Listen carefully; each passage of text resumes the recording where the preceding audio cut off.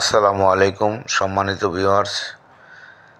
এই ভিডিও আপনারা যে যেখান থেকে দেখছেন সবাইকে আমার আন্তরিক ধন্যবাদ জানাই। এতদিন আপনাদেরকে আম গাছ দেখাইছি, আম গাছের মুকুল দেখাইছি, আর আজকে আল্লাহর রহমতে গাছের মধ্যে প্রতিটি কোনায় কোনায় আম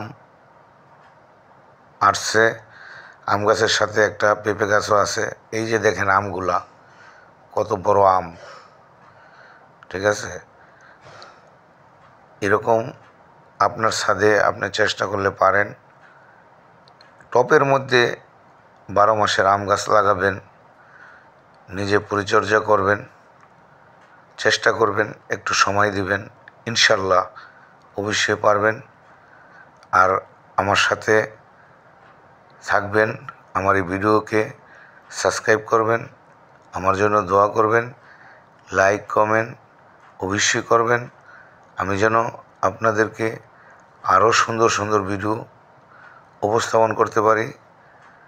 হ্যাঁ, যদি আপনার সাথে এরকম সুন্দর ফল বা যে কোনো শাক সবজি থাকে আমাকে বলবেন, আমি আসবো, আপনার সাথেও ভিডিও করবো।